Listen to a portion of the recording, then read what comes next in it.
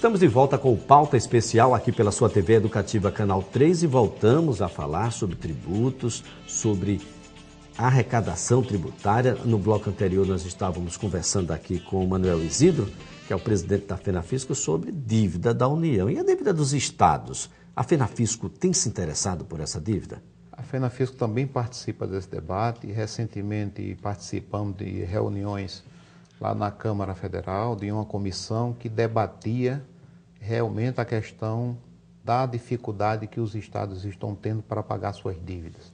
Aliás, a reclamação, a grita é geral, até da extorsão do governo central, ou seja, praticando juros extorsivos na questão da dívida dos estados. E o mais incoerente ainda, e se eu não me engano foi no jornal de ontem, é o de hoje, o governo federal autorizando os governadores a contraírem novos empréstimos. Como é que você está com dificuldade de pagar uma dívida, que muitas vezes alguns dizem que é até impagável, e você está querendo contrair novo empréstimo? A União tem sido muito centralizadora. Os americanos colocam boa parte, aliás, a maior parte dos seus recursos nos municípios, que é onde acontece a vida de fato. A União não tem essa voracidade toda. O que é que acontece com a nossa? Aqui, não sei o que acontece, é completamente diferente. A União aqui, ela é voraz, a União aqui, ela é centralizadora, e a proposta de reforma tributária da União é para centralizar mais ainda, infelizmente. Voltando um pouco da questão do empréstimo, os estados não têm capacidade praticamente de pagar seus empréstimos ou contrair novos empréstimos. O que é que nós verificamos com isso? Nós verificamos um verdadeiro sucateamento da administração tributária, da máquina arrecadadora do Estado. E eu sei, sou sabedor, que aqui em Alagoas não é diferente. Sucateia-se a administração tributária, tira-se a capacidade de arrecadação do órgão administração tributária e de seus servidores, os auditores fiscais, consequentemente causando uma queda na arrecadação. Por que isso? Porque cobrar tributo tem, com certeza, um pouco de desgaste político, porque alguns segmentos irão reclamar, principalmente os segmentos que deveriam estar contribuindo, deveriam estar pagando e não estão pagando o tributo. Nós já tivemos acordos aqui, e entendam o acordo como bem quiser, mas o acordo dos usineiros foi extremamente danoso para a sociedade alagoana. É um dos segmentos que representa o poder econômico. O poder econômico está presente o tempo todo, principalmente nas casas legislativas, para que pague-se cada vez menos tributo. E quem vai sofrer com isso é a classe média. A classe média é que vai pagar tanto para a classe pobre, que não tem condições nenhuma de pagar, como para a classe rica, que tem poder político suficiente para não pagar. Pois é, esse poder de fiscalização é sempre cobrado pela sociedade, sobretudo aqueles que estão lá, né, que pagam na fonte. Para estes, existe um animal que nem da nossa fauna que é o leão. Né? Poderia ser uma jaguatirica, uma onça pintada, só não pode ser uma anta, né? Porque se com o leão a coisa está do jeito que está, imagina se fosse uma anta. E se eu lhe disser que o leão hoje é uma verdadeira anta? Aliás, está um gatinho sem unha e sem dente. Porque é o seguinte, o poder econômico se mobilizou e se organizou tanto que está tirando a força do poder de arrecadação e de fiscalização, infelizmente. Hoje a legislação deixa tanta na brecha que hoje praticamente não se precisa fazer a sonegação fiscal. Através da elisão fiscal, que é pagar menos imposto legalmente, você pode fazer isso. Aí tem aí os benefícios fiscais, tem aí os incentivos fiscais para dizer isso. Derruba-se a carga tributária a tal ponto que você não precisa sonegar. Você basta praticar a elisão fiscal, ou seja, pagar menos imposto legalmente.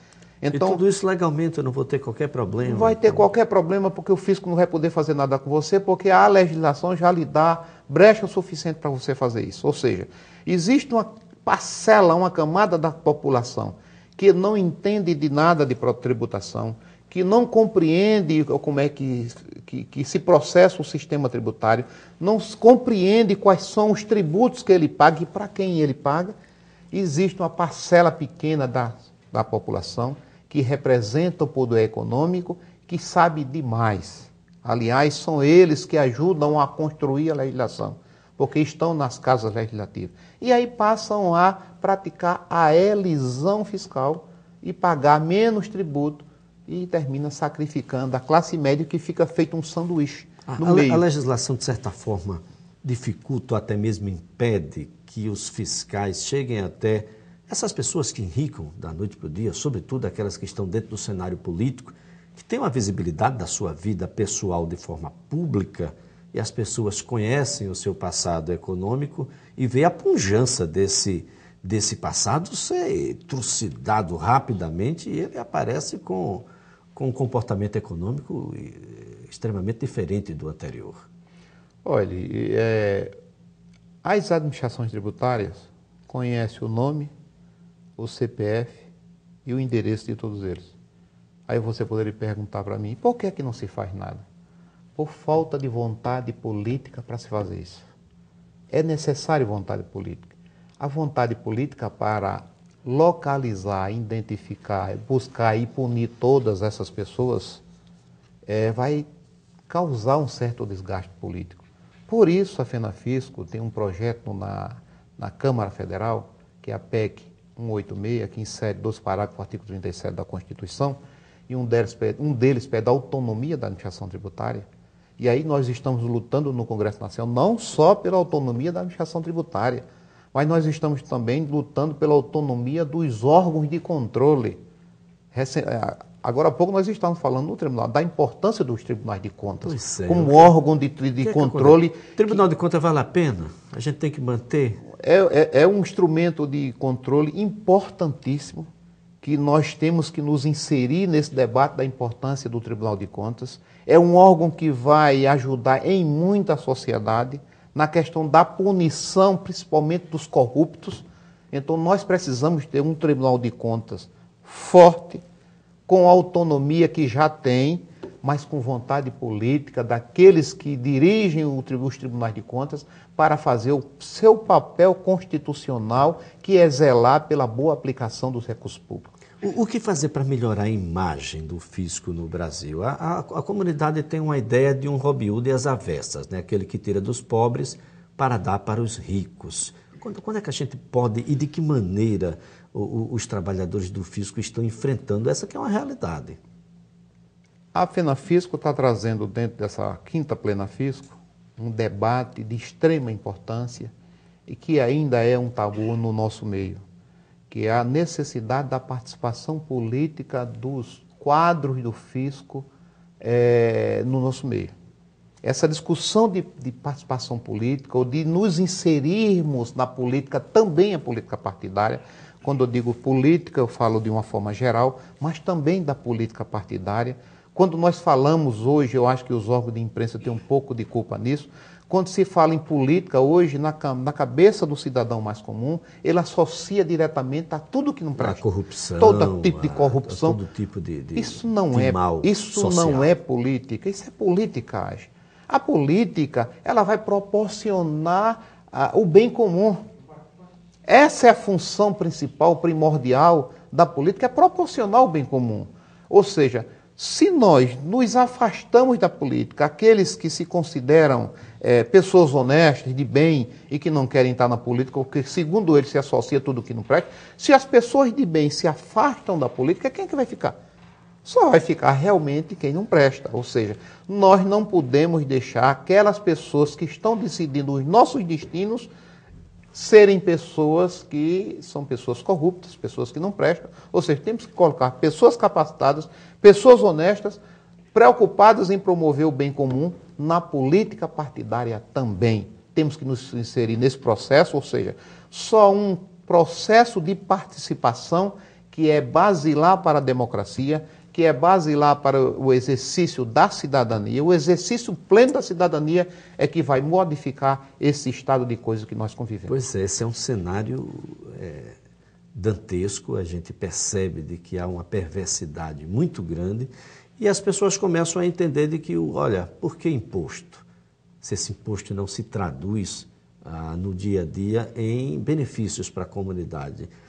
Esse é o momento, até o próprio ponto central de discussão do evento em que vocês realizaram aqui na cidade, trata exatamente do imposto, combatendo e erradicando a pobreza e a miséria. Isso é o papel do fisco na erradicação da miséria, porque onde tem mais miséria, e tem um estudo, né? Tem um estudo da pobreza realizado pelos colegas do Ceará, que comprova isso. Dos mais de 5.500 municípios, quase 5.000 não tem administração tributária organizada, ou um quadro de auditores fiscais concursados, responsáveis pela cobrança dos tributos. Onde não existe administração tributária organizada nesses municípios, a miséria é maior. A correlação do tributo com a questão da miséria. Ou seja, onde não se cobra o tributo, aonde o município abre mão da sua competência tributária, vivendo ou sobrevivendo apenas de repassos federais ou de repassos dos valores dos 25% do ICMS, aí a miséria é maior.